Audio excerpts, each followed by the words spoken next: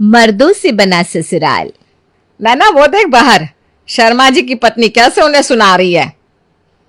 क्या कह रही हो मम्मी जी? हाँ आके तो देख।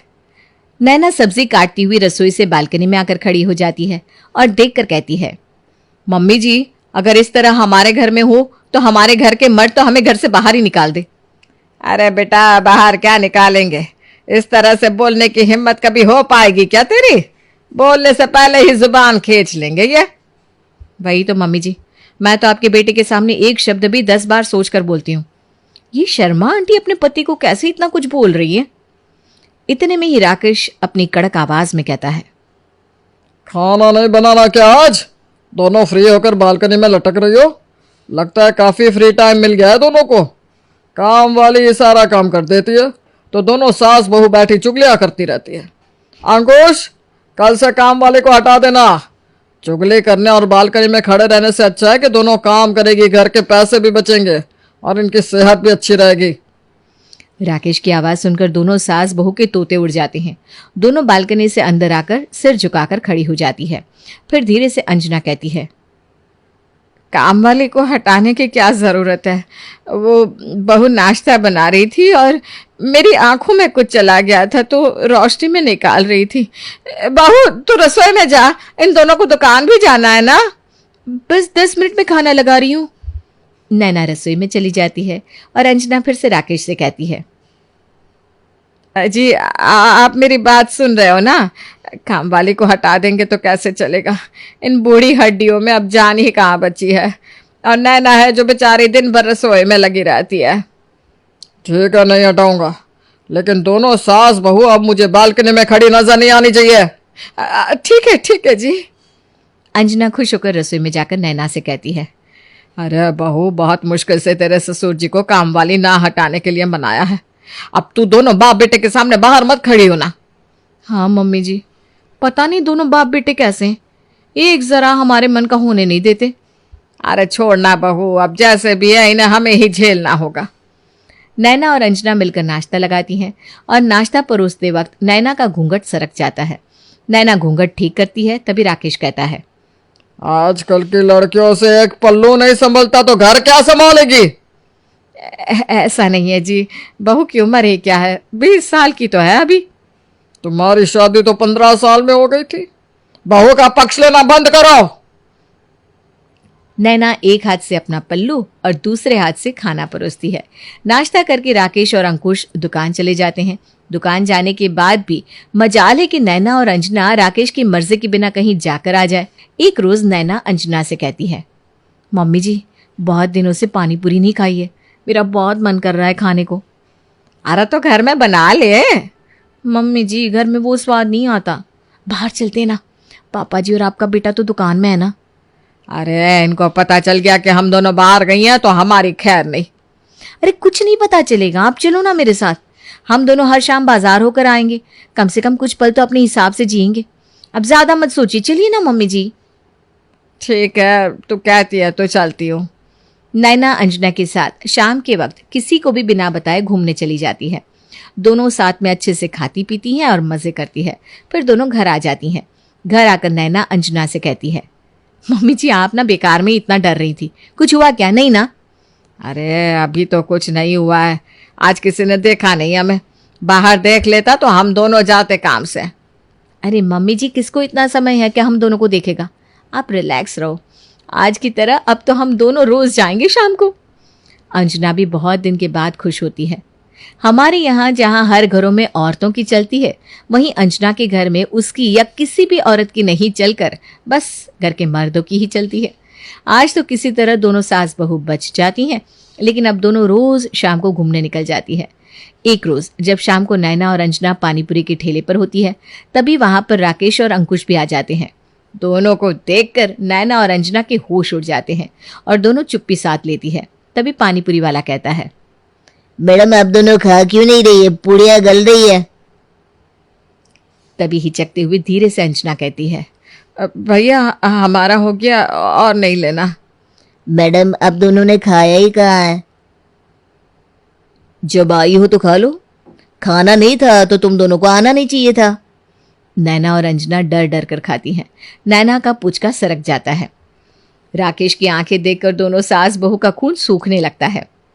चलिए, अगर दोनों का खाना खत्म हो गया है तो घर चले। अंकुश, पैसे देकर गाड़ी में आ जा। चारों घर के लिए निकलते हैं। माँ, आज तक तुम कभी इस घर से इस तरह नहीं निकली।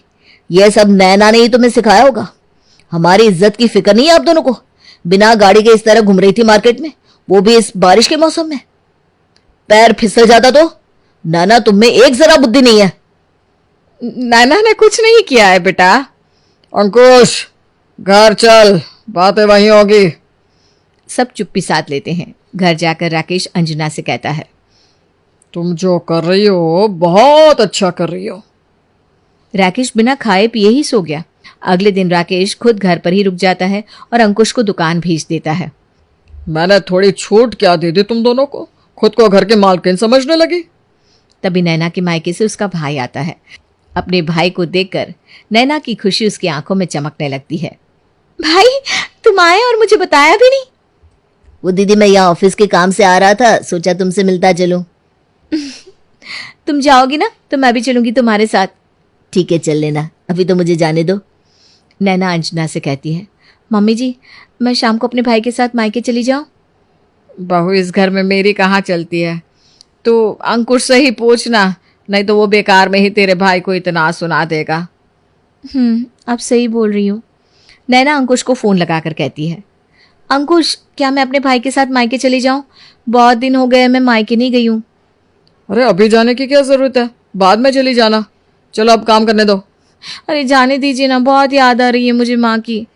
इतनी याद आती है तो वहीं रह जाना था, आने की जरूरत क्या थी। ये क्या कह रहे हैं आप?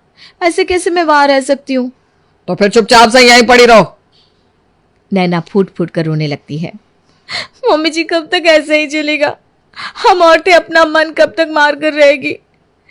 क्या सुमित देवर जी भी इन्हीं दोनों की तरह है? नहीं, मेरा सुमित तो एकदम अलग है। वो लाखों में नहीं करोड़ों में एक है। बहू, थोड़ी शांति रख। जिस तरह मैंने इतने दिन गुजारे हैं तुझे भी गुजारने होंगे। कल सुमित घर आ रहा है। मम्मी जी, अब मुझसे और बर्दाश्त नहीं होता। सांस भी लो तो पूछ के लो। भगवान करे कोई ऐसी आए इस घर में जो इस घर के नक्शे को ही बदल कर रख दे।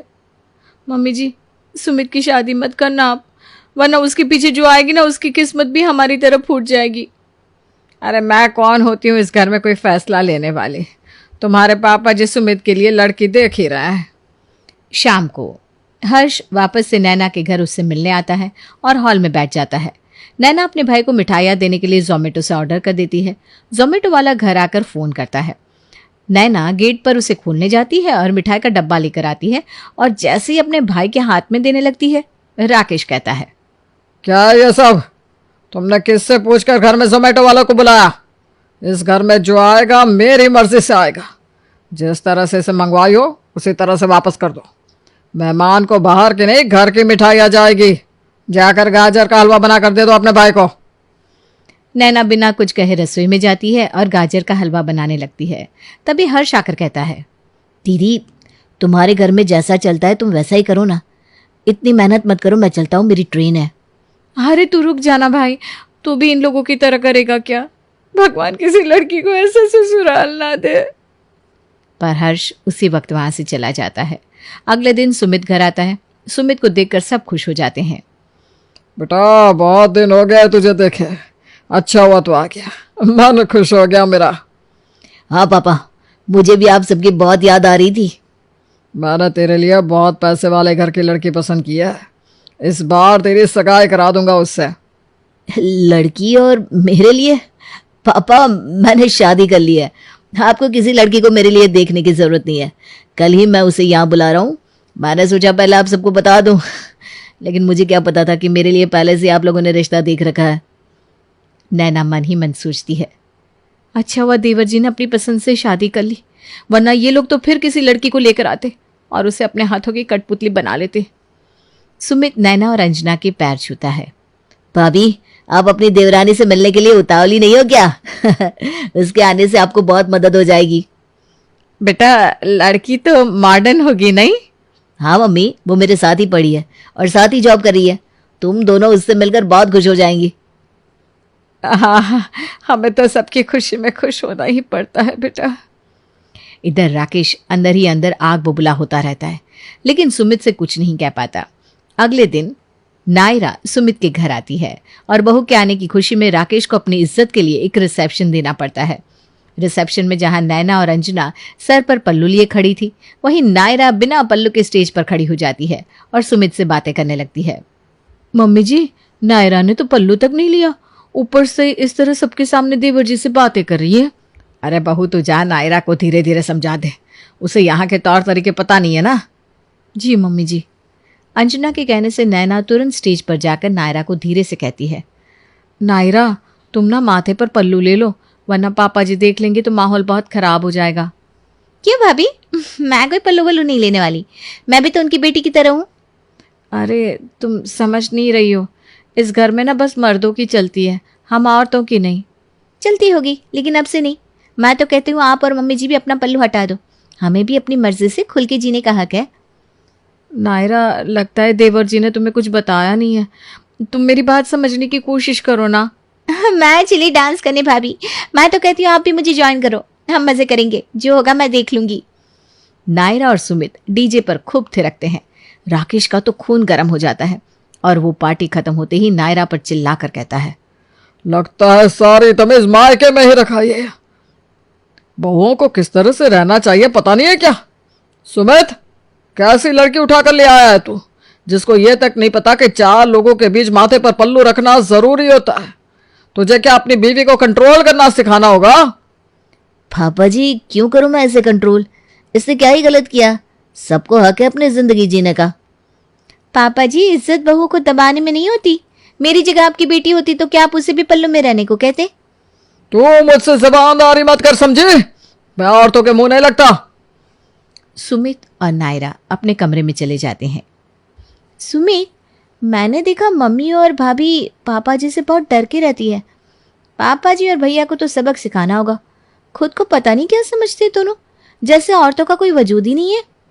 अरे मैडम, शांत हो जाइए।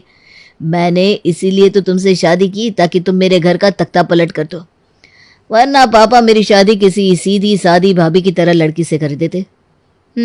आप देखो मैं क्या करती हूँ। अगली सुबह नायरा अंजना और नैना के पसंद का नाश्ता बनाती है और अंजना से कहती है, मम्मी जी आप और भाभी जी सबके साथ बैठकर नाश्ता कर लीजिए। नहीं बहू, सब मर्द खा लेते हैं ना, फिर हम तीनों एक साथ बैठकर खाएंगे। क्यों मम्मी जी, आप बैठो ना, मैं सबको खिलाकर खाऊंगी, बैठो। नायरा अंजना और नैना को खाने के टेबल पर सबके साथ बिठा देती है। राकेश नाश्ता देखकर कहता है, नाश्ता मुझसे पूछे बिना कैसे बन गया? हटाओ इस सबको, इन सब से पेट भरता है क्या? सुमित, तुमने अपनी पत्नी को इस घर के नियम नहीं बताया क्या, जो वो सब कुछ अपने मन से कर रही है? इतना ही उसे अपने मन का करना है तो अपने मायके में रहे, यहाँ नहीं। भैया ऐसा नहीं है, वो माँ को बहुत दिनों से इडली खाने का मन कर रहा था तो आज नायरा ने उनकी पसंद का बना दिया। इस घर में मर्दों की पसंद चलती है, इडली से कोई पेट भरता है क्या? तुम भी औरतों की तरह बातें करने लगे। सुमित, तू भी औरतों की तरह घर पर ही रहना अब, क्योंकि तू उनकी तरह ही बातें करने लगा है।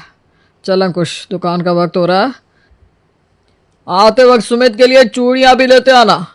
अब यह भी इन औरतों की तरह बीच में बैठा रहेगा ना। अंकुश और राकेश बिना नाश्ता किए ही घर से चले जाते हैं। अंजना कहती है, बहू, मर्दों का घर से भूखे जाना सही नहीं होता, कल से तेरे पापा जी की पसंद का खाना ही बना देना। मम्मी जी, एक दिन में कुछ नहीं हो जाएगा, हम औरतों की कीमत उन्हें भी समझ में आनी चाहिए। जब देखो औरतों को ताना देते रहते हैं। आप टेंशन ना लो और आराम से खाना खाओ। नायरा अब हर चीज़ में अपनी मनमानी करती है और हर जगह अंजना और नैना की पसंद को पहले रखती है। ये सब देखकर राकेश और अंकुश कहते हैं, औरतें बस यही कर सकती है, क्योंकि उनकी बुद्धि तो घुटने में होती है। जो काम ये करती है वो काम काम वाली भी कर सकती है। सबकी सब अपने मायके चली जाओ, मैं काम वाली रख लूंगा। हाँ पापा जी, ये सही रहेगा, काम वाली के रहने से हमें भी राहत हो जाएगी, वरना दिन भर कभी कपड़े आयरन करो, कभी खाना बनाओ, ये साफ सफाई, तो सब कुछ सजा के रखना। हाँ, वैसे काम वालियों के हाथों का खाना खाना बहुत मुश्किल है लेकिन हम औरतों को तो आदत होती है ना किसी भी माहौल में डलने की, तो मैं तो कुछ भी खा लूंगी। बस, किसी ने ऊंची आवाज में मेरे सामने बोलने की हिम्मत नहीं की है और यह मुझसे मुंह लगा रही है। सुमित, अपनी बीवी को लेकर निकल जाओ मेरे घर से। तुम दोनों औरतें मिलकर चुगलियां ही करना। सुमित और नायरा इतना कुछ सुनने के बाद घर से चले जाते हैं।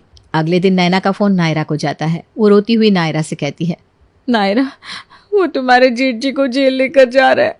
अपनी दुकान में रेड बढ़ गई है। मुझे पता ये लोग जैसे भी है लेकिन टैक्स की हेरा फेरी नहीं करते। मैंने देवर जी से सुना है तुम सीए हो, कुछ करो ना नायरा। भाभी भाभी प्लीज आप रोना बंद करो, मैं आ रही हूँ घर पर। नायरा भागती हुई सुमित के घर आती है और अंजना से कहती है, मम्मी जी आपको पता होगा ना कि दुकान के सारे जरूरी पेपर कहाँ हैं? भाभी, हमारे पेपर तो सीए देखता है ना, वो कहाँ है? भैया ये सब उसी का किया हुआ है। उसी ने बदला लेने के लिए ये सब किया है और खुद भाग गया है। आप चिंता मत करो, हम देख लेंगे। नायरा दुकान जाकर एक एक माल की एंट्री करती है और पूरी रात जगकर पेपर तैयार करती है। अगले दिन सुबह पहले सारे पेपर के साथ नायरा और सुमित जेल पहुंचते हैं और वहां एक पेपर बकायदा सबूत के साथ देखकर नायरा कहती है, आप अपने टैक्स ऑफिसर को बुलवाइए और फिर से पेपर देखने को कहिए। Okay madam. टैक्स ऑफिसर्स थोड़ी देर में आते हैं। नायरा उनसे बात करती है और सारे पेपर दिखाकर कहती है, ऑफिसर आपको गलत इन्फॉर्मेशन मिली थी। हमने एक एक चीज़ का टैक्स भरा है, बस हमारे सीए की लापरवाही के कारण कुछ पेपर इधर उधर हो गए थे। सब मैंने रेडी किए हैं, आप चेक कर लो।